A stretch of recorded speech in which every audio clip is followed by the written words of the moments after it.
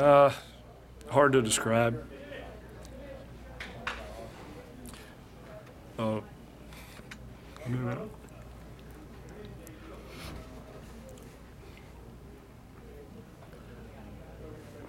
Told these guys when we all got together in August that we really believed that we had an opportunity to do something that's never been done before. Who gets that opportunity? The Cubs, and us.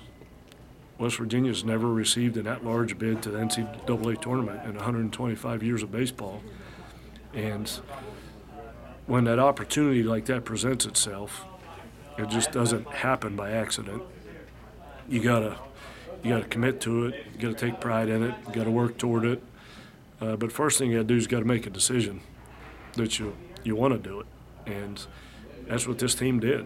I mean, the proof is in the pudding that they made a decision to do this, and let that be a lesson to everybody out there that if you really want to do something special, you can.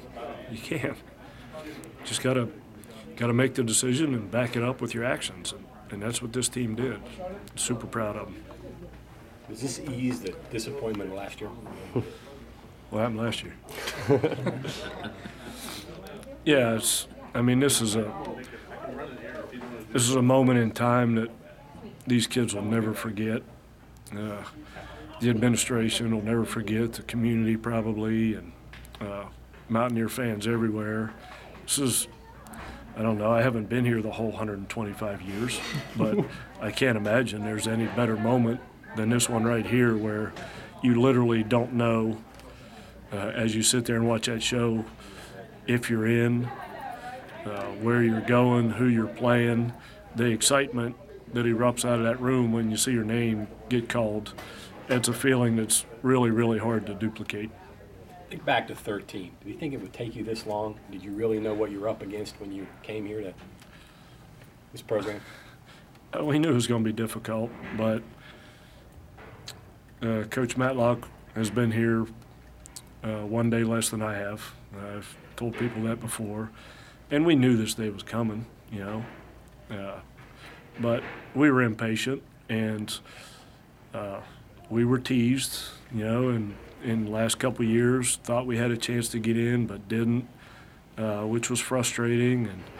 But if you look back at some of the programs who go to Omaha consistently now, when they made a decision as a university to be good at baseball, then they became good at baseball, and it didn't happen. The Vanderbilts and the Virginias, when they hired new staffs and built new facilities and did all that, it's a process, As much as you like to think you can go to bed one night and wake up the next day and it's different, it's a process, and it's frustrating to go through at times. You have to be super patient when you don't want to be, but realistically, looking back on it, this is probably about the timeline that it really should have been.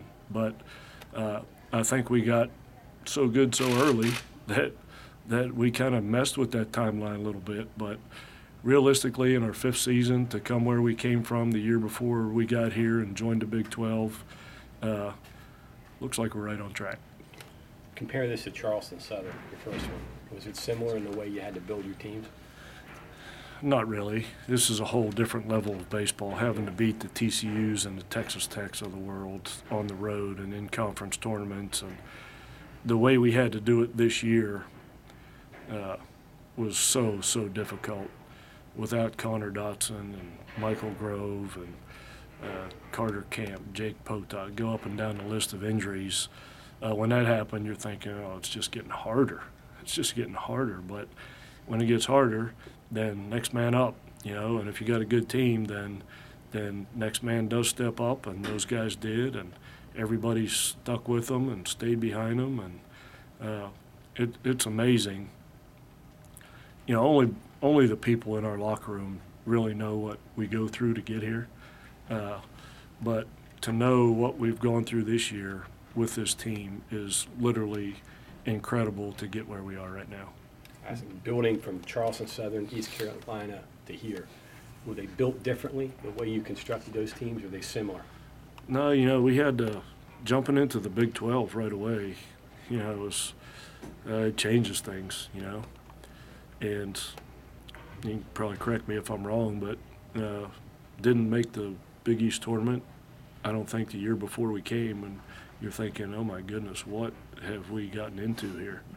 But to come out and have the success that we've had, I'd have to go back and look, but our records against Texas and Oklahoma and Texas Tech, since we've been here in the Big 12, is 500, if not better. And we're talking about the nation's elite baseball programs with great traditions and that type of thing. So, we've done great. I can't ask for anything more from administration to the facility is beautiful and the support from the community. And most of you guys ask a lot of really good questions.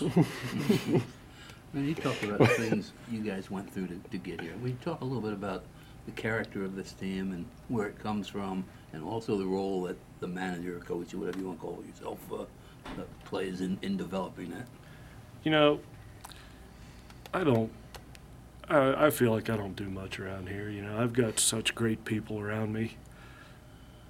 You can't have success in my position if you don't have Derek Matlock and Steve Sabins and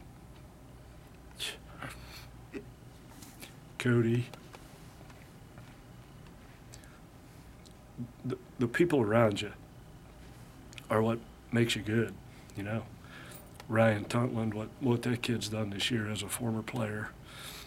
I mean, to have a good culture in the program, you got to have good people around you, and those guys just the camaraderie and the loyalty. I think the kids see that, and like I said, I just sit back and let my people do what they do, and they're so good at what they do, and motivating these kids to be good, and I owe everything to those guys. Kids have to self-motivate a little bit too, especially as losses keep building up. Where does that come from, you think?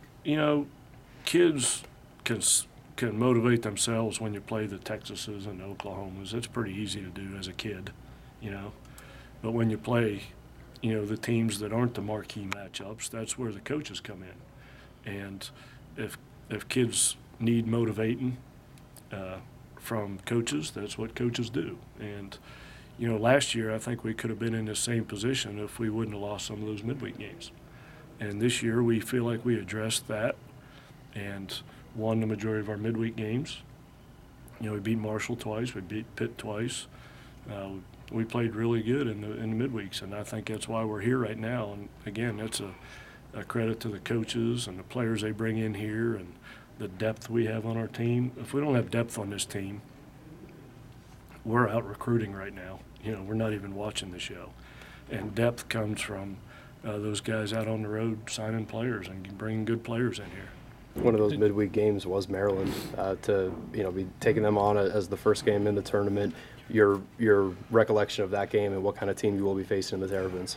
Well, their best player was out, their shortstop was out, and they have a really good pitcher, a really, really good pitcher that we don't ever see in the middle of the week. That I'm sure we'll see in game one, and it's going to be tough. It's going to be way tougher than it was the first time, even though they beat us. It's going to be way tougher. So, but we're playing pretty good right now, and on a neutral field, that evens things out a little bit. So, pretty excited, pretty confident. I think we got a great draw.